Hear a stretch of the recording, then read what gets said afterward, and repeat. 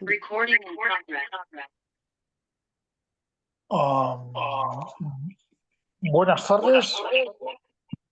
Empezamos la sesión sobre tortura en Israel. Eva, tienes que silenciarte. Durará una hora a partir de este momento. En primer lugar, hablará Carlos de las Heras, de Amnistía Internacional, de formación periodista y en este momento responsable de los países en Amnistía Internacional, sección España, en concreto sobre Europa, Asia Central y Oriente Medio. Y le seguirá luego Marina Hoyos, formada en periodismo y humanidades, de Familias por la Paz y Tarrasa and Palestina, y terminaré yo con 10 minutos sobre médicos torturadores y torturados. Y después seguirá el debate. Tienes la palabra, Carlos. Muy bien, muchas gracias. Bueno, en primer lugar, agradecer la invitación a Amnistía Internacional a participar en esta sesión. Nuestra organización, como sabéis, pues recientemente ha publicado un informe sobre genocidio en Gaza y además dentro de toda esta campaña estamos siguiendo de manera, pues todo lo especial que podemos seguir, de manera especial todo lo que tiene que ver también con el sector sanitario. Entonces mi intervención voy a tratar de ser bastante breve. Luego compartiré con Pablo, con otras personas de las que habéis estado organizando todo este webinario, mi presentación para que la pongan a disposición de las personas que estáis aquí y además dejaré también mi correo electrónico, es decir, si hay alguna pregunta, si hay alguna cuestión adicional que pueda quedar pendiente, pues que pueda ser solucionada. Disculparme porque no me puedo quedar mucho más allá de las 7:30, 8 menos 20 por una cuestión personal, pero como decía, si hay alguna pregunta o alguna cuestión que se queda sin responder, pues espero poder hacerlo más tarde. Voy a pasar a...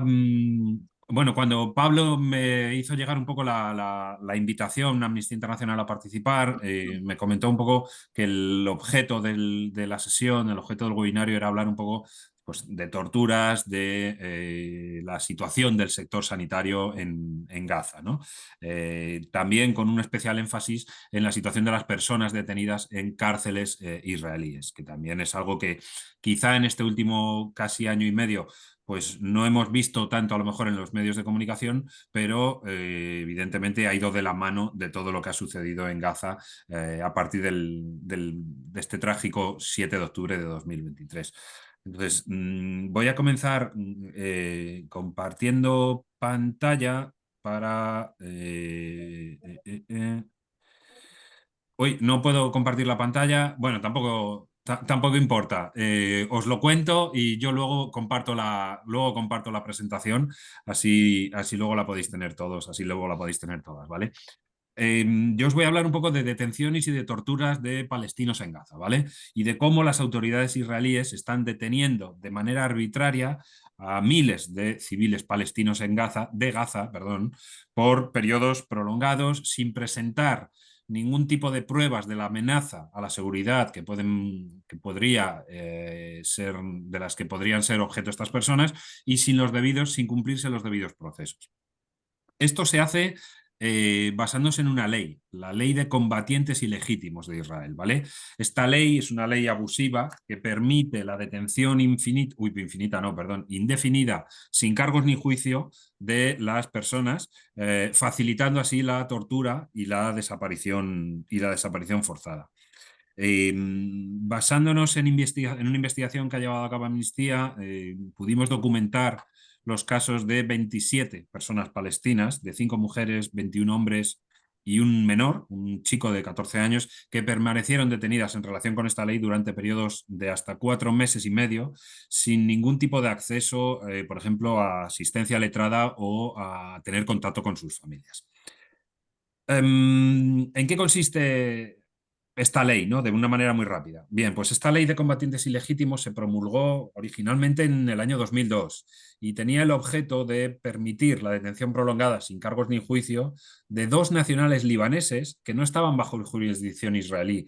Desde que Israel se retiró, entre comillas, de la Franja de Gaza en 2005, ha venido utilizando esta ley para recluir a las personas de Gaza a las que puede considerar una amenaza para la seguridad nacional de Israel. En diciembre de 2023, las autoridades israelíes aprobaron una reforma temporal de esta ley que ampliaba el tiempo que pueden permanecer estas personas en cárceles detenidas sin ningún tipo de orden de arresto, orden de detención, etcétera, etcétera. Se calcula que, bueno, se calcula no, son cifras oficiales que facilitó el Servicio de Instituciones Penitenciarias israelí, el IPS. Estas cifras las confirmó, fueron confirmadas por una ONG israelí, Hamoket, y vienen a decir, pues poco más o menos que hasta mediados de julio de 2024, del año pasado, que son las cifras oficiales, había alrededor de 1.400 personas palestinas detenidas en virtud de esta ley, ¿vale? Entre ellas, como decía, mujeres y también menores de edad. La gran mayoría de estas personas fueron capturadas en lugares de toda Gaza, por ejemplo, en la ciudad de Gaza, en Jabalia, en Beit Lahilla, en Han Yunis, etcétera, etcétera, incluso arrestadas, pues, por ejemplo, en escuelas o en refugios donde se refugiaban, valga la redundancia, pues personas desplazadas internamente y también durante redadas en viviendas, incluso, y esto supongo que os va a interesar mucho, incluso en hospitales fueron arrestadas estas personas, ¿no? En estos hospitales había profesionales de la medicina que fueron detenidos en estos centros médicos por negarse a abandonar a sus pacientes, ¿vale? Esto es lo que hace la ley de combatientes, o lo que permite la ley de combatientes ilegítimos, ¿no? Hasta 45 días es el periodo inicial de detención sin necesidad de que se emita una orden formal de arresto, y hasta 90 días pueden permanecer las personas sin acceso a un representante legal. ¿Qué es lo que pasa con esta situación? Pues que favorece la tortura y los malos tratos en prisión. Favorece el aislamiento, porque hay muchos detenidos que son mantenidos con los ojos vendados, esposados durante largos periodos de tiempo. Favorece la violencia física, hay muchos ejemplos de golpes, de patadas, de quemaduras con cigarrillos, etcétera, etcétera. Otra de las cuestiones que también se considera tortura es la privación, porque se les niega en muchos casos comida, agua o acceso a servicios básicos como por ejemplo medicinas. Y por último, otro tipo de tortura de las que se dan en estas prisiones, en estos centros de detención israelíes, es la humillación. Se desnuda forzosamente a las personas detenidas. Incluso hemos podido escuchar de primera mano de algunos casos cómo se han llevado a cabo simulacros de ejecución para aterrorizar a las personas detenidas. Es decir, se da un conjunto de violaciones del derecho internacional gracias a esta ley de combatientes ilegítimos y a esta representación gráfica, ¿no? O a esta muestra gráfica que tenemos en las prisiones israelíes. ¿Por qué hablo de violaciones de derecho internacional? Porque hablamos de detención arbitraria, lo que comentaba, ¿no? La detención indefinida sin cargos ni juicio, con lo cual se viola el derecho a un juicio justo de las personas detenidas. En segundo lugar, la tortura y los malos tratos. En tercer lugar, y esto es algo que tiene que ver con el no facilitar el contacto con un representante legal o con la familia, favorece la desaparición forzada y el régimen de incomunicación es decir, el régimen de incomunicación en el que permanecen estas personas detenidas favorece esa situación de desaparición forzada. Y por último, la negación de derechos básicos, ¿no? Lo que decíamos, ¿no? El contacto con las familias o el acceso a comida, agua, medicinas, etcétera, etcétera. Ante esta situación, ¿qué es lo que hemos pedido desde Amnistía Internacional? En primer lugar, la derogación de esta ley por parte de Israel. En segundo lugar, liberar a las personas detenidas en función de esta ley, sin cargos ni juicio. En tercer lugar, investigar los abusos que ha podido favorecer esta ley. Y en cuarto lugar, permitir el acceso inmediato a observadores independientes a los centros de detención. Estas cuatro cuestiones no tienen que ir una detrás de otra, pueden desarrollarse en paralelo. Y luego, esta última parte, voy a dedicar menos de 10 minutillos a hablar un poco de cómo afecta específicamente todo esto al sector sanitario, ¿no? De cómo el sector sanitario se ha convertido también en otro objetivo del genocidio israelí y cómo durante la campaña militar de Israel contra la población palestina en Gaza, pues el ejército ha detenido arbitrariamente y sometido a desaparición forzada a cientos de miembros del personal sanitario palestino en Gaza. A día de hoy todavía hay muchísimas personas, muchísimos profesionales médicos que siguen detenidos en cárceles de Israel sin cargos ni juicio. Además, decenas de profesionales de la salud han sido sometidos a tortura y a otros malos tratos. Incluso, como decía, ¿no? Sometidos a condiciones constitutivas de desaparición forzada.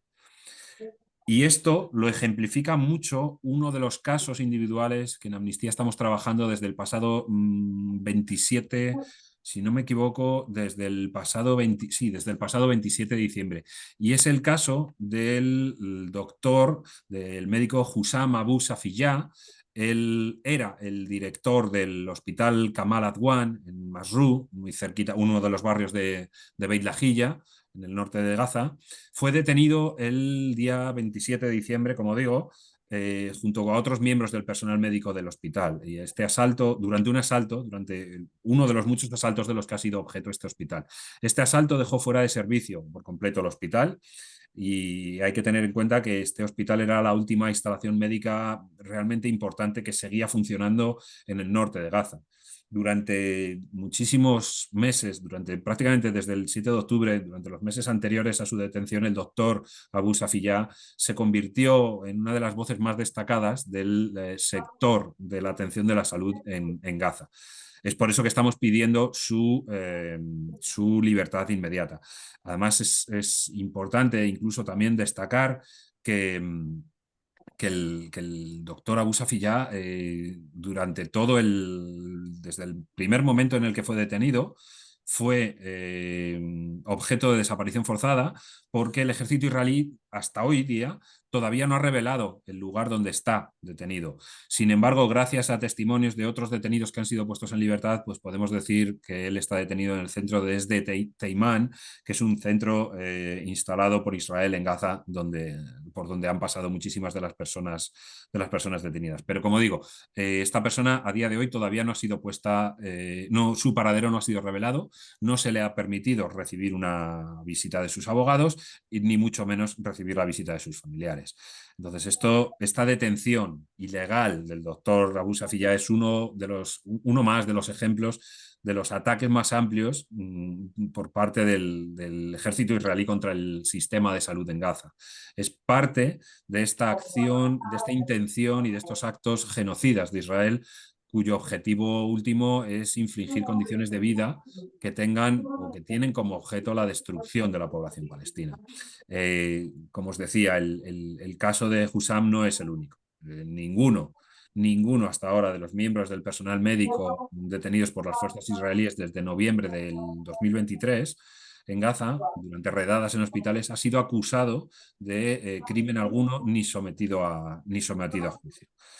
Con lo cual, esta es un poco la situación, ¿no? ¿Qué es lo que pedimos? ¿Qué es lo que queremos en el caso de Abu Safiyah? Básicamente, lo primero es revelar el paradero, que Israel confirme que está detenido en el centro X, garantizar que está protegido contra cualquier tipo de tortura o otros malos tratos y proporcionarle acceso a asistencia letrada y atención médica adecuada.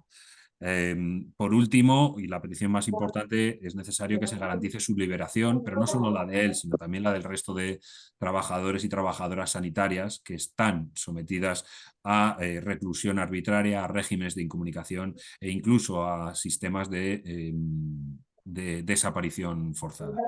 Para ello, en Amnistía hemos lanzado una ciberacción, una recogida de firmas online, que os invito a visitar. Si entráis en www.actuaconamnistía, ahí vais a encontrarlo, vais a encontrar más información del caso y bueno, firmando esta carta, pues esta acción se enviará un correo electrónico al Procurador General Militar israelí exigiendo la puesta en libertad del doctor Abu Safiyah. Esto es un poco lo que quería contaros. Creo que me he ceñido bastante bien al tiempo. Si tenéis alguna pregunta concreta sobre esto, podemos aprovechar, si os parece, estos 5 minutillos y luego dar paso a Marina, al resto de personas que ibais a participar. Bueno, No estaba previsto, te has tenido y te sobran 5 minutos. Si hay alguna pregunta, desde luego sería posible que la contestases en estos 5 minutos. Si no hay ninguna pregunta, en estos 5 minutos os puedo hablar un poquito más eso de algunos de los testimonios que también hemos recogido, ¿no? De personas detenidas que luego Vale. han sido puestas en libertad y han sido objeto de tortura en estas cárceles israelíes. bueno, yo sí que tenía una pregunta. Es, ¿la ley esta de combatientes ilegítimos ya se basaba en las antiguas leyes que habían, la de 1999 o la del informe Lando? Ya estaba, era como... Sí, exacto. Esta ley es una evolución de leyes antiguas. Lo que pasa es que la pusieron o la promulgaron, como decía, ¿no? En 2003. No se había vuelto prácticamente, bueno, se había utilizado, pero se multiplicó su uso a partir de octubre, noviembre del año pasado, perdón, del año 23, después de los ataques de Hamás. Esta ley, a ver, si bien es verdad que el derecho internacional permite la detención de personas por razones de seguridad, en situaciones de emergencia, incluso también en situaciones de ocupación, como es lo que tiene el sistema que mantiene Israel no solo en Gaza, sino también en Cisjordania y en Jerusalén Oriental. Lo que dice el derecho internacional es que esta ley o estas detenciones en régimen de incomunicación deben de ceñirse y más que ceñirse deben de incluir salvaguardas para la protección de las personas a efectos de que no sean objeto de tortura. Lo que estamos viendo o lo que demostró la investigación de Amnistía es que esas salvaguardas no existen en esta ley. Sí, Pablo. Para ya. Sí, mira, como eres el responsable también de deportes y derechos humanos en Amnistía, Sí. quería aprovechar para preguntarte si desde Amnistía habéis pensado en algún tipo de acción con respecto a la participación de equipos israelíes en eventos deportivos, si tenéis algún posicionamiento o alguna acción prevista. Gracias. Sí, aquí justo con temas de deporte estamos trabajando dos cuestiones. Amnistía no es una organización que promueva el boicot, por ejemplo, pero estamos totalmente a favor de que haya organizaciones que lo hagan y que lo puedan hacer en libertad. Es decir, nosotros defendemos ese derecho a llevar a cabo boicots. Otra cosa es que por nuestra política pues no lo pongamos nosotros en marcha. Por ejemplo, hay temas vosotros lo sabréis, más allá de lo que es el sector sanitario, hay muchísimas movilizaciones en toda España, en toda Europa, que están pidiendo el boicot a las relaciones diplomáticas con Israel. Bueno, nuestra organización no defiende ese tipo de acción, pero sí estamos a favor de que las organizaciones que lo hagan puedan hacerlo en libertad, cosa que, por ejemplo, en algunos países de Europa no está pudiendo pasar. En cuanto a la participación de equipos israelíes o de la selección israelí en eventos deportivos, en la Champions, en el Campeonato del Mundo de Baloncesto que hay dentro de 2 años, la Eurocopa del pasado año, no nos oponemos a la participación de estos equipos. Sin embargo, lo que sí hacemos o lo que sí pretendemos es que la celebración de estos eventos deportivos sirva para señalar o para destacar la situación de derechos humanos. Es decir, lo que promovemos y lo que nos parece, por ejemplo, bien, y en España ha habido casos en los que no se ha respetado, es que las personas que acudan a estos eventos deportivos puedan vestir sin ningún tipo de problema y sin ningún tipo de coacción y mucho menos de prohibición, como ha pasado en algunos casos en España, pues por ejemplo de banderas palestinas, de camisetas palestinas, etcétera, etcétera. Ha habido casos de personas que han sido expulsadas de campos de fútbol y de baloncesto en España.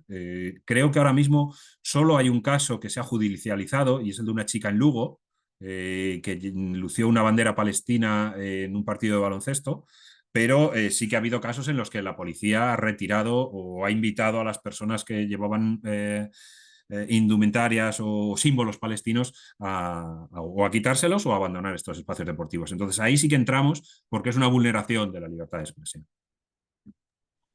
Vale, muchísimas gracias. Nos hemos alejado del tema y vuelve a él Marina. Perdón.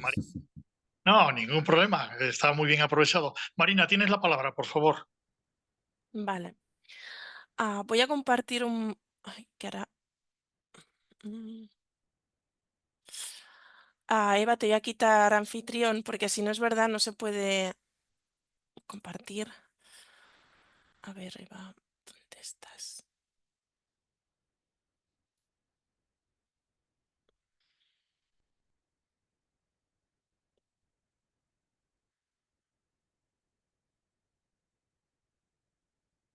Vale, ahora sí.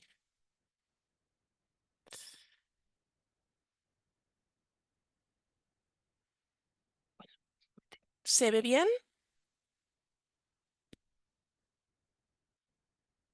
¿Sí? Ahora sí, ¿No? sí, ¿Sí? ahora sí. Vale, vale. Bueno, yo de lo que iba a hablar sobre las torturas en general en las cárceles de Israel, lo que pasa que después de que Carlos hayas explicado algunas cosas, creo que puedo hablar también de otras para no volver a repetir la misma información. Como muchas personas... Ay, un momento. Como muchas personas venís del ámbito sanitario, ya conocéis este cuadro, ¿no? Para aquellas que no, pues según la OMS, ¿no? Los determinantes sociales de salud son aquellos conjuntos, circunstancias en las cuales viven las personas, crecen, envejecen, etcétera, etcétera. Y tiene que ver tanto con los sistemas micro como macro, ¿no? Aquí tenemos pues, las redes sociales, estilos de vida del individuo, luego ya a nivel más macro, ¿no? Digamos, la fila de detrás, condiciones socioeconómicas.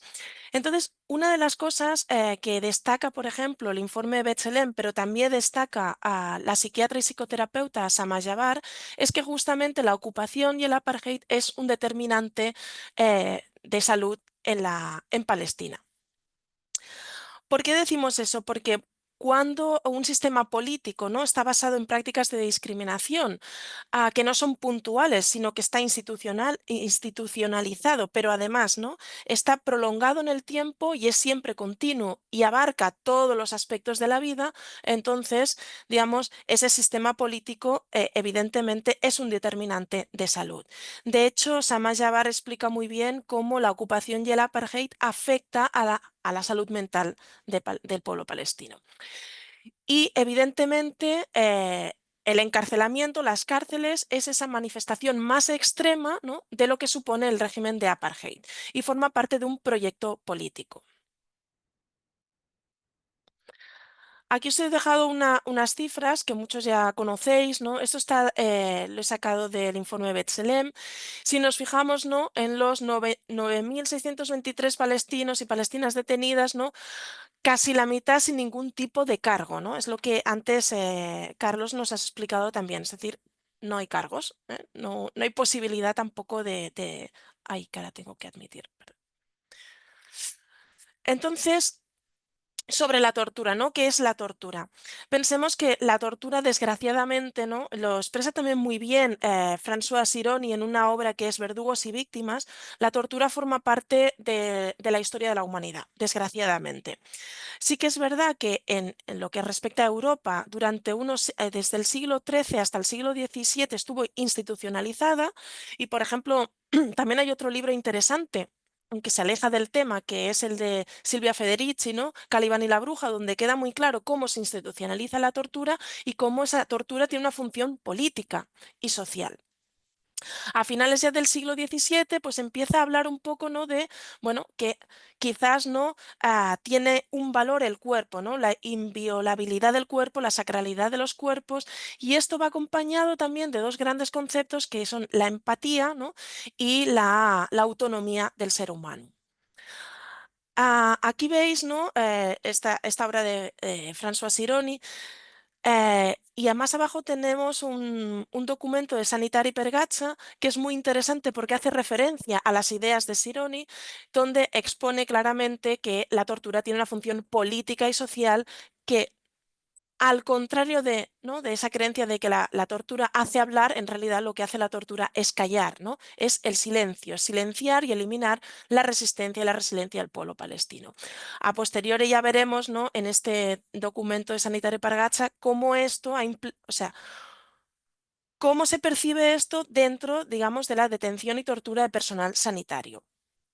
Y Sironi de lo que nos habla es un método de desculturalización, es decir, lo más importante de la tortura en este caso y en todos los casos de la tortura, pero en este específico es, digamos, es el método de desculturalización, es decir, que Palestina pierda todo, es decir, no vale solo con matar, vale también eliminar la cultura, porque además pensemos, ¿no?, que cuando, y eso lo habías comentado también, Carlos, cuando se tortura a una persona, no solo se tortura a esa persona, sino que se tortura a toda la familia. Una de las cosas más, quizás más, que más impacta es percibir cómo en gran parte de Palestina no hay ninguna familia que no haya tenido un familiar torturado. Por lo tanto, digamos, la tortura, ¿no?, y las desapariciones forzadas forman parte como de la vida cotidiana, por decirlo así, desgraciadamente, de Palestina. Ahora tendría que añadir lo que has comentado, ¿no?, de la ley de combatientes ilegítimos, pero esto, digamos, de cómo se legaliza la tortura, pues con estos dos grandes, digamos, dos grandes hitos, ¿no?, en el 87 y en el 99, que convierte la tortura en algo legal. Algo que todos sabemos que la tortura se practica en muchísimos países, pero lo curioso, ¿no?, de Israel es cómo legaliza la tortura, pero se presenta como la gran democracia a ojos de Occidente.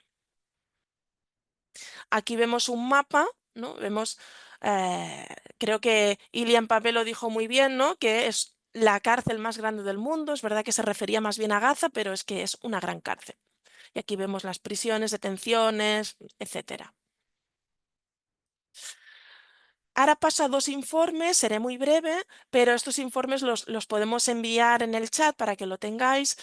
Este primer informe es de, no sé cómo se pronuncia, Addameer, Asociación de Apoyo a los Prisioneros y Derechos Humanos, que lo que hizo fue que recogió una serie de posiciones físicas a las que fueron sometidas una serie de personas a finales de 2019 para, digamos, constatar, por decirlo así, cómo se legalizaba la tortura y qué tipos de tratos humillantes recibían los rehenes palestinos, por decirlo así. Esto fue en Al-Moscovilla, ¿no? Y si nos fijamos, vemos cómo fueron estudiantes universitarios, defensores de derechos humanos y líderes políticos. Por lo tanto, otra vez, ¿no?, esa función política y social que tiene la tortura de hacer callar. Aquí vemos unas imágenes. Describen, ¿no?, cómo estuvieron sometidos a esta posición durante horas y horas. Y finalmente tenemos el informe de B'Tselem. B'Tselem es una ONG israelí, tiene muchísimos informes. Este es el último, de agosto de 2024, y lo titularon así, Welcome to Hell, porque era la frase que le decían, ¿no?, pues el personal administrativo, los soldados, la IRF, ¿no?, a todos los rehenes palestinos que llegaban a las prisiones. Entre las medidas deshumanizadoras, como ya lo ha comentado también Carlos, pues bueno, aquí las podéis ver un poco, ¿no? Pero una de las cosas, cuando lees este informe, que recoge testimonios de 51 personas, de las cuales creo que unas 20 son de Gaza, es decir, las otras no tienen nada que ver, por decirlo así, ¿no?, con esa intención de hacer creer que son combatientes de Hamas. Y tanto hombres como mujeres, también hay menores. Lo que pasa es que aquí no hay, no sé cómo decirlo, testimonios de menores. Pero una de las cosas que más impacta, ¿no?, es cómo describen, ¿no?, que la tortura no solamente es esto, sino la tortura se producía en el momento en que los demás rehenes escuchaban cómo torturaban a sus compañeros y luego ellos tenían que esperar, ¿no?, este estado de shock, de pánico al que estaban sometidos de forma constante. Este informe sí que recoge cómo los testimonios dicen que hubo un cambio impresionante en la utilización de violencia extrema a partir de octubre de 2023. Y otra de las, ya se me ha olvidado, las siglas, ahora en cuanto me acuerde lo digo, la impunidad de las IRF, que es como un cuerpo aparte, que son los, por decirlo así, los encargados de los traslados, pero hacen una función un poco es como la función más sucia dentro de la prisión, y una de las cosas que más destacan los rehenes era pues que iban vestidos de negro, que van con pasamontañas, no llevan identificación, llevan perros y sobre todo ¿no? esta utilización de la violencia extrema e impredecible, que es lo que he dicho antes, ¿no? En ese estado de terror y pánico. La mayor parte de los rehenes, como los testimonios son después de haber sido liberados, explican un poco ¿no? todo el trauma vivido y ese trauma cómo se impregna en la familia, que es otra de las ideas que dice Samar Jabbar, ¿no? de cómo aumenta la violencia intrafamiliar después de que estas personas pues, vuelvan a sus casas. Y otra de las cosas... pues ya para finalizar, es precisamente nuestra presencia de personal administrativo y personal sanitario durante los ataques de las IRF. Esto lo dicen bastantes veces, es decir, que viene gente, se sienta como para tomar apuntes, o sea, una cosa bastante... un poco desquiciado todo. Y esto lo que demuestra es esa legitimación que tiene la tortura en las cárceles de Israel. Y un poco también así para acabar y para vincular un poco con el documento de Sanitari Pargatsa, se nos dice, ya dejo de compartir, se nos dice que lo que más impacta también a los rehenes después de torturar es pensar que esas personas en realidad no tienen ningún problema, sino que esas personas luego van a casa, tienen sus hijos, tienen su mujer o irán a las Olimpiadas, ¿no? Y eso les genera todavía, bueno, todavía una sensación de, no sé cómo decirlo, de frustración, no, de desapego, ¿no? A las cosas más elementales del ser humano. Y aquí, espero haberme ceñido bien, le doy la palabra a Eva, te paso a ti como... Buenas tardes. Soy Juan Gervas, médico general jubilado rural, ex profesor de salud pública, y me centraré en los aspectos médicos. Primero, recordar que la tortura es inadmisible siempre, siempre. El fin nunca justifica los medios. Y en concreto para el personal sanitario se nos aplican 3 documentos que son desconocidos generalmente por el personal sanitario: la Declaración de Tokio, que procede del juicio de Nuremberg, el Protocolo de Estambul y las reglas Nelson Mandela.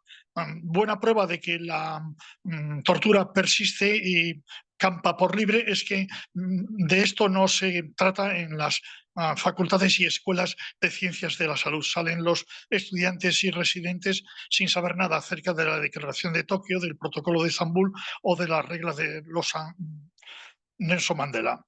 Lo siguiente es que la tortura en Israel oficialmente no es legal. Lo que es legal y está autorizado Juan, por el... perdona, tienes que activar el vídeo que no se te está viendo. Perdona. Lo Ahora, que, ya muchísimas está. gracias. Gracias.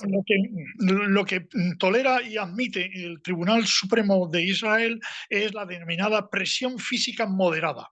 Y esa presión física moderada es la que justifica la tortura. Pero pueden decir y dicen que la tortura no existe en Israel. Y esta postura es muy interesante porque nos obliga a ir al empirismo. Y el empirismo es que cuando hay tortura institucional hay médicos. Así que la pregunta que debemos hacer siempre, si hay tortura institucional, es ¿dónde estaba el médico? Y generalmente el médico estaba con los torturadores. La respuesta es terrible. Por cierto, hablo de médico y de varones porque son los mayoritarios en el servicio de prisiones de Israel, que viene a contar aproximadamente con unos 700 miembros. Aunque hay una gran ausencia de las plazas, no se cubren. ¿Cómo participan los médicos en una tortura? Pues reconociendo a los pacientes, reconociendo a los prisioneros, autorizando, no documentando, no denunciando, prestando una atención superficial, muchas veces con formación insuficiente, compartiendo información médica con los torturadores y, por último, y es muy importante, manteniendo el anonimato. Lo que impide después las reclamaciones directas.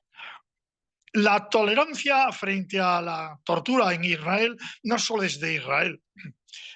La Asociación Médica Mundial ahora también, pero siempre ha tenido una tolerancia especial con Israel que, por ejemplo, llama mucho la atención con la poca tolerancia que ha tenido la Asociación Médica Mundial con las acusaciones frente a Irán.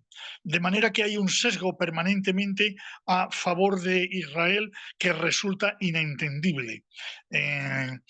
A la pregunta de dónde estaba el médico, pues los sanitarios, no hay cifras exactas, las que se manejan es que pueden haber muerto unos 1.750 y de los cuales estén detenidos más de 300. ¿Por qué los sanitarios y por qué el sistema sanitario? Israel lo ha difundido, incluso la Organización Mundial de la Salud tiene una comentario, una adenda a la declaración del último año, apoyada por España, en la que Israel identifica a los personal sanitario y los hospitales como terroristas, como sospechosos de colaboración con o ser miembros de Hamas. ¿Por qué? ¿Por qué este afán de torturar a profesionales sanitarios? ¿Por qué este afán de destruir el sistema sanitario? Básicamente porque se trata de destruir lo que une, lo que nos hace humanos. Y una expresión de la solidaridad humana es el trabajo que hacemos los profesionales de la sanidad. Resulta increíble lo fácil que es destruirnos a base de torturarnos, a base de destruir a lo que es el sistema sanitario. Tengo que decir que la tortura no se ejerce solo dentro de los hospitales, que hay clínicas, hay 43 médicos, centros médicos para prisión, pero también cuando se llevan a los presos a los hospitales. Está documentado antes del 2023 en un artículo publicado en el Lancet, la frecuencia que era casi del 100% con la que los presos llegan a los hospitales con esposas, incluyendo en los pies, y si tienen que ingresar, se les ata y reduce a la cama. Todo eso lo prohíbe, por cierto, el protocolo de Estambul, pero en España también lo podemos ver, aunque no sea en otro menor. Y para terminar, leeré las conclusiones literalmente porque creo que resumen bien el panorama de participación. Hay, por cierto, varios informantes cuyas declaraciones son terribles, porque son médicos que han llegado a extirpar, amputar extremidades de presos que estaban con los grilletes puestos durante todo el tiempo. Una sociedad tan degenerada, hay que pensar que no se queda solo con la tortura y pasa a arrancarle los órganos a los palestinos por ahora muertos, como córneas, cócleas, para trasplante de ilegales. Las conclusiones son: las atrocidades que comete Israel contra Palestina son expresión de políticas coloniales que buscan el apropiamiento de bienes muebles e inmuebles y la anulación de la población originaria. Es decir, son políticas que pretenden eliminar toda resistencia al arrebatar la dignidad, la solidaridad y la ternura. También el arte y la cultura, pues para establecer un régimen colonial no basta con matar, hay que aterrorizar y degradar a personas y poblaciones. Ello se logra en mucho con la detención ilegal y la tortura sistemática de miles de individuos. Cuando hay tortura sistemática es imprescindible la presencia médica, como se ha documentado múltiples veces en Israel. Y la cuestión no es de profesionales sádicos o degenerados, sino algo institucional, del cuerpo sanitario israelí y, en último término, de toda la sociedad. La destrucción sistemática de las instalaciones sanitarias y la detención, tortura y asesinato deliberado de profesionales de la sanidad de Palestina por parte de Israel obedece a un plan colonialista general de genocidio y disolución de las estructuras y los determinantes que ayudan a vivir como humanos en sociedad. Un plan para diluir el pegamento que nos hace personas. Tal sociedad amoral que tolera el aniquilamiento y la pérdida de derechos humanos de otra sociedad es una sociedad enferma, que envenena la vida de sus propios ciudadanos. Israel es un peligro para sí mismo, para Palestina y para la humanidad. Podemos pasar al debate cuando queráis. El texto lo tengo por escrito, lo intentaremos publicar.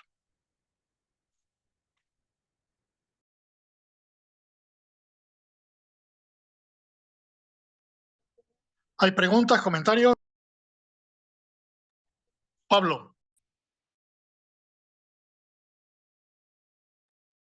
Una cosa que se me ocurría escuchándote, Juan, y escuchando a Marina y escuchando a Carlos, es que a lo mejor nuestra tarea, dado que quiere estar centrado en el mundo de los sanitarios, era, no sé, intentar hacer algún tipo de identificación, igual que se está haciendo con los soldados israelíes que están participando en el genocidio, que le está haciendo la fundación esta... Bueno, no me sale el nombre de la Hiyá, que está denunciando soldados israelíes, intentar identificar. Y además hay literatura, hay una carta famosa de varios médicos palestinos que justificaban al comienzo el genocidio en Gaza, intentar identificarlos y por ejemplo, plantear una denuncia, al menos ante la Asociación Médica Mundial, con nombres y apellidos. Quiere decir, reproducir un poco ese esquema con las fuerzas que tengamos, pero intentar hacer algo, ¿no? Dentro de lo que son las instancias sanitarias. No sé cómo lo veis los que habéis participado o preparado esto. Sí, la verdad es que yo he leído así un poco el documento, es de esta organización belga, ¿no? Sí. Creo. La verdad es que sí, sobre todo también escuchando a Juan me ha venido mucho, irónicamente me ha venido a la cabeza, ¿no? La obra de Hannah Arendt, La banalidad del mal, es decir, de cómo, claro, gracias a la institucionalización también se convierte, o sea, se pierde esa responsabilidad, ¿no? Porque cada uno hace una cosa y el médico solo pues ha amputado una pierna con pero él no sabe nada. Entonces, esa forma de desresponsabilizar en el proceso de tortura diluye, y creo que sería muy interesante lo que propones, Pablo, la verdad. Tenemos dificultad. Nos hemos pasado, Mercedes y yo, un mes explorando Internet y entrando en instituciones israelíes que publican muchísimo en inglés y si no, se puede traducir relativamente fácil con los traductores automáticos. Cuidan mucho la no identificación. He señalado que una de las formas de colaborar en la tortura es hacerte anónimo. Esto lo reflejan muy bien varios denunciantes. Ha habido varios denunciantes. Uno de ellos claramente decía que los campos de detención se emplean para formación de los internos, ¿no? O sea que los internos de las distintas ramas que los mandan a los campos que llaman clínicas con prisioneros hacen manos, lo que decimos hacer manos, y les incitan a que experimenten y prueben. Por supuesto, sin anestésicos, como mucho paracetamol. De manera que están reproduciendo cosas horribles que se han visto en... Entonces, hasta lo que yo he podido ver, Pablo, no sería fácil tener muchos médicos, pero sí me parece buena idea lo de intentar localizarlos, intentar localizar a los profesionales sanitarios que estén implicados en todo esto y denunciarlos indudablemente. Yo quisiera hablar, pero no sé dónde está la mano. Estoy buscando la mano y no la veo. Mar tenía, ¿eres tú? Es que Mar tenía la mano. Bueno, La pues luego tenía Mar. yo, pero puede ser Sí, después, vale. no pasa nada, ¿vale? Que hable. Vale. María José, preséntate. Vale. Yo quería también plantear, que se lo planteaba Juan ahora en alguna cosa que hemos intercambiado, es que un poco la experiencia histórica, ¿no? Por ejemplo, durante el nazismo. Durante el nazismo los médicos alemanes participaron absolutamente en los campos de concentración. No solo eso, sino que Hitler les agradeció y les dijo, sin vosotros no hubiera sido posible, ¿vale? Pero también hubo médicos como los holandeses que se posicionaron en contra de la participación. Entonces, y se posicionaron en contra porque las asociaciones médicas de Holanda se posicionaron públicamente en contra. Entonces, quizá también podríamos trabajar en positivo, en el sentido de buscar asociaciones médicas que se posicionen en contra, ¿no? O sea, no sé, trabajar este otro tema, cómo cuando los médicos reciben el apoyo de las asociaciones que tienen detrás, pueden adoptar una actitud diferente. Entonces, quizá podríamos intentar trabajar de esa manera, ¿no? No sé en Israel, no tengo ni idea si sería posible, pero hay gente que está en contra y a lo mejor podemos encontrar, y a lo mejor pues en países vecinos y la asociación en España y en diferentes sitios que se posicionen en contra de esto, ¿no? Y no tiene nada que ver con el tema, pero es que acabo de leer un libro que me pareció, me ha impresionado mucho, que es sobre la banalidad del mal, más que banalidad ya es no sé, ¿no? La perversidad del mal, del libro este de la entrevista se llama, ¿no? O espera, esto lo tengo aquí, de la llamada de la Laila Guerreiro. No sé si lo habéis leído, pero bueno, yo lo acabo de leer y me parece impresionante un poco cómo, bueno, como la perversidad del mal, ya no es la banalidad, es la perversidad, y también cómo participaban los médicos, ¿no? Por ejemplo, haciéndolas parir en los campos de tortura, etcétera, ¿no? O sea, como siempre estamos presentes en la tortura, ¿eh? Respecto a la primera cuestión, sí, en Israel sí, muchos de los datos que hemos manejado nosotros vienen de Médicos por Derechos Humanos. O sea que en Israel se cuenta con una oposición, podríamos decir no mayoritaria, pero la hay. Y luego hay que reconocer que no somos los primeros, ¿eh? Quiero decir que hay por Derek Summerfield, un movimiento desde el 2009 de 725 médicos de 43 países, que son los que han ido denunciando año tras año, con publicación hasta el 2021, desde el 2009, internacionalmente en contra. De manera que sí, efectivamente, podemos apoyarnos en mucho con buenos ejemplos en lo que se puede tomar iniciativa. Pero, en fin, para pensar más. ¿Puedo, Marina, estabas tú moderando? Soy Mar. ¿Sí? ¿Se me oye? Bueno, gracias por veros ya al fin, después de miles de Telegram. Al hilo de lo que decía Pablo, yo creo que para nosotras identificar sanitarios, salvo que podamos conseguir, como se hizo en su momento con el doctor Mengele, que tenía fotos y difundía fotos, y entonces se le pudo identificar, u otros doctores famosos nazis, yo creo que presionaría, que yo creo que lo dije hace tiempo, pero como me detuve que descolgar un tiempo del grupo, yo presionaría a nuestra propia organización médica colegial para que sea ella quien pregunte a la Asociación Médica Mundial qué está pasando con nuestros compañeros en Palestina. ¿Qué está pasando con tanto los médicos torturados como, y muy importante, los sanitarios torturadores? Es simbólico, pero yo creo que urge que podamos plantear una carta en la que la exigencia fundamental sea que, puesto que son el organismo de representación, bla, bla, bla, tomen entre sus responsabilidades esta. Sé que es totalmente ir abriendo camino, porque no me imagino haciendo una investigación en terreno con fotos y con identificación, con gente que soltaran, ¿no? Que es como se hicieron en su momento las cosas, claro, estaba documentado con fotos y se identificó por la gente que había sufrido la tortura. Segunda cosa, que me preocupa porque siento que, igual que la tortura destruye al pueblo palestino, la escucha de todas las barbaridades que no solo hemos escuchado con el pueblo palestino, sino gente activista de toda la vida, hemos escuchado con muchos pueblos, otras veces se multiplica por 10, otras por 100, esta vez por 1000, es el tema de la escucha vulnerable, que hay un libro muy interesante, aunque no tenga que ver con el tema del conflicto vasco, que luego os lo pongo porque no me acuerdo, que es el impacto que tiene en toda la gente que estamos apoyando estas cosas de toda esta escucha de todas las torturas que están haciendo compañeros nuestros, eso, desde amputación de extremidades a bueno, extirpación de órganos, ¿no? Recuerdo cuando en una historia hace unos años, precisamente en el desierto del Sinai, había unas instalaciones que lo que hacían era bueno, desaparecer migrantes que estaban en tránsito, en movimiento,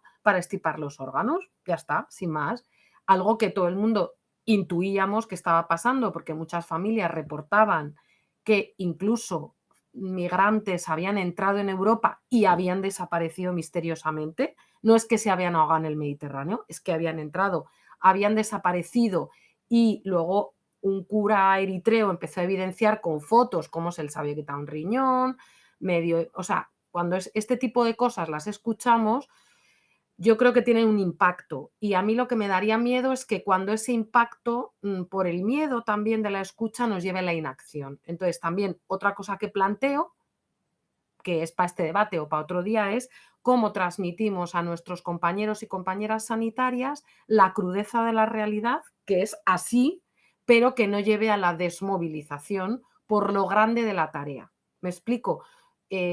Cuando ves algo tan grande dices, ¿qué hago yo contra el Estado de Israel? Si soy una hormiga, ¿sabes? Pero muchas hormigas hacen un hormiguero y los hormigueros socavan el sistema con sus galerías. Entonces, ver cómo podemos encontrar dentro de la angustia que nos puede producir todo esto, pequeñas acciones, y yo la primera, desde luego, que intentaría hacer, y tal, es la de la OMC. Y de la escucha vulnerable es que igual tengo por ahí el libro, es con el tema del conflicto vasco, ¿vale? Se llama Calla y Olvida de Andrea García González. Yo todavía he tomado anotaciones, pero yo creo que es una de las cosas que hay que tomar en consideración, ¿no? Que todas las personas que puedan estar acompañando o que estemos denunciando estos procesos tengamos esa parte de saber que es más allá de la empatía y de la compasión. Es algo que nos está ya impactando y saber cómo trabajar esto para no tener bajas, así de claro, para poder seguir en la resistencia, en la lucha política, aunque sea de manera interesada, aparte de por el autocuidado, que desde el feminismo lo sabemos, pero no solo eso, ¿vale? Gracias. Más palabras, nos quedan 10 minutos. Solo está la de Pablo, creo. Vale, si ¿Quieres no hay comentar? otro, no sé Sí. si hay alguien más, digo, por no repetirme, pero simplemente un comentario sobre cómo es posible que los médicos participen en la tortura. Bueno, desde la lectura de que los médicos, en tanto que profesionales, es un comentario. Igual que los curas, formamos parte de las estructuras que legitiman el Estado y el poder.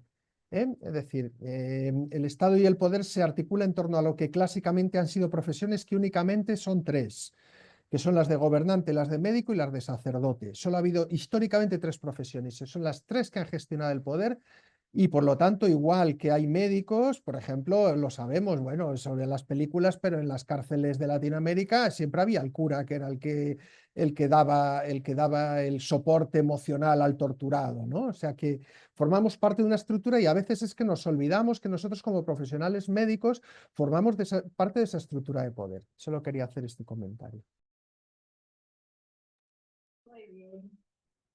Sobre ese comentario, Pablo, pondré en circulación un texto que hemos publicado sobre la caída de los muros de los manicomios, en el que entramos profundamente, en fin, 4 párrafos, sobre el control de los cuerpos y de las mentes de la policía médica.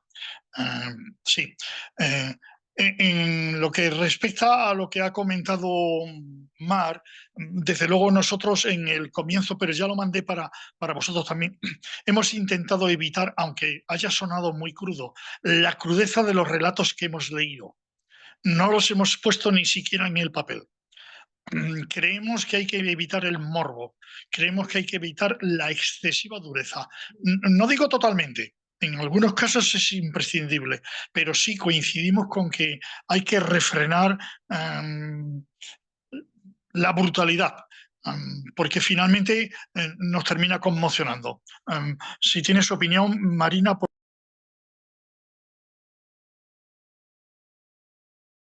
Bueno, no he levantado la mano, pero era... Es una pregunta que te hago yo, si no te vale. importa. No, sí, a ver, de hecho cuando estabas comentando esto, Mar, justamente hoy me ha pasado que he empezado a leer el libro de Frances y ha habido un momento que lo he tenido que cerrar porque he dicho, no puedo seguir. O sea, me estaba entre ganas de llorar, el corazón, y entonces he pensado, claro, es que esto no lo puedo hacer así. No puedo, a ver, voy a leer un trocito de este libro. No. Y sí que es verdad que me ha generado, bueno, yo creo que en el otro colectivo Familias para la Pau nos ha pasado mucho esto. Y que me parece muy acertado lo que has dicho de cómo lo vamos a transmitir y cómo lo vamos a integrar nosotros, porque no sé si respondo bien, pero... Yo no encuentro la mano, pero la he estado buscando. Preséntate, por favor. Pero bueno, bueno, sí, al hilo de todo esto que estáis hablando, yo estuve justamente hace un par de días escuchando al director de la Fundación Hind Rajah, que está en la de Bélgica, que está denunciando a los soldados, fundamentalmente soldados, generales, tal, o sea, militares israelíes, que públicamente se ha visto en redes sociales y demás como estaban cometiendo actos de barbarie, ¿no?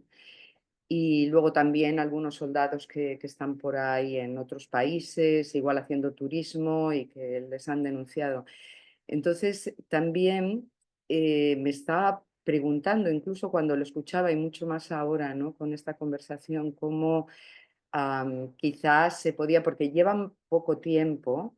Él, por cierto, el director ya o sea, le han tenido que poner guardaespaldas, o sea, protección, porque está súper amenazado y vive en Bélgica.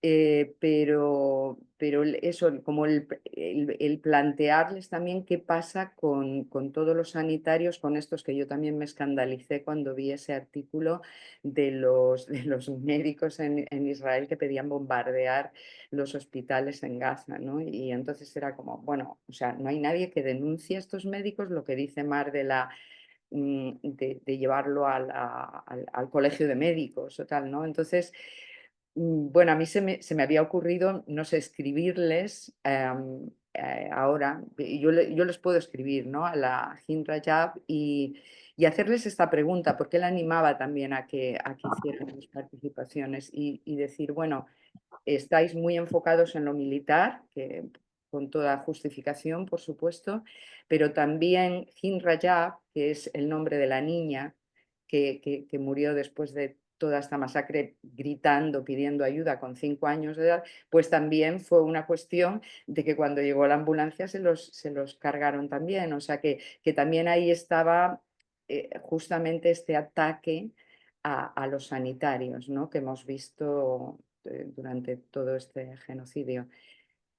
Entonces, bueno, yo les voy a escribir, no sé, y es como otra, como investigar un poco, ¿no? ¿Quién podría eh, dedicarse a esto? Y si eso, pues después os escribo un correo electrónico, lo que sea, con lo que contesten, ¿no?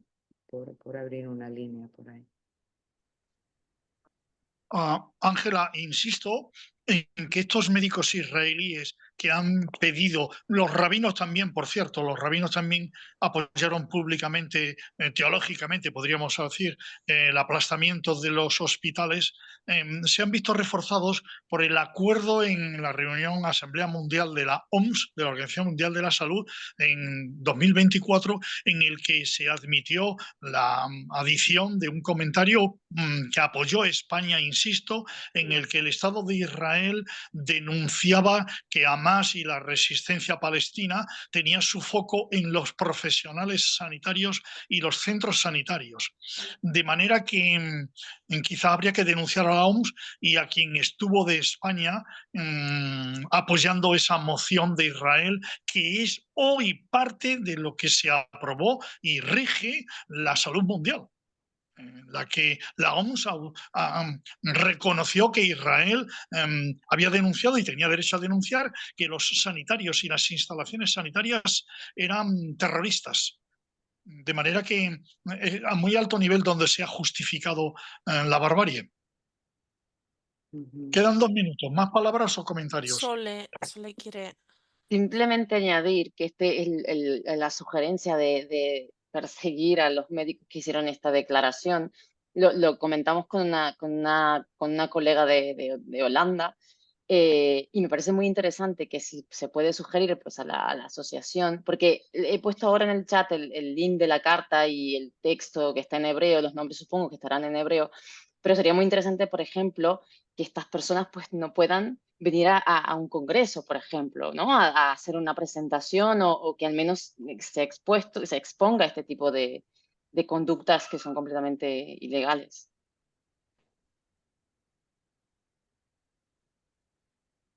Y solo una cosa, una cuestión también, que cuando hemos visto la entrega de rehenes, o sea, hemos visto las condiciones en las que salen las mujeres palestinas, estas mujeres mayores también, o sea, las condiciones en las que salen. Por cierto, que en los palestinos son presos, los rehenes son los israelíes, o sea, la cuestión semántica también, pero en las condiciones en las que salían ellos y las condiciones en las que han salido las soldadas que tenía Hamás secuestradas, ¿no? O sea, que también, en fin, eso lo hemos visto todo el mundo, ¿no? Muy bien, si no hay nada más, terminamos en punto. ¿Alguien quiere hacer un segundo algo? Esto es un trabajo todo sine pecunia, nadie ha cobrado ningún dinero. De hecho, la asociación, la Health Workers for Palestine Spain, funciona por el puro sentimiento gratuito de todos y agradecemos la participación. ¿Quieres añadir algo, Marina? No, gracias. Muy bien, pues nos veremos en otra ocasión, ya lo anunciaremos con tiempo. Gracias a todo el mundo y hasta otra ocasión. Pondremos en práctica las conclusiones que ha habido aquí. Un saludo y hasta pronto. Chao. Adiós, buenas noches. Adiós. Gracias a todos. Gracias a todas, chao, y a todos. Eva, ¿eres tú la anfitriona? Finalizo, ¿eh?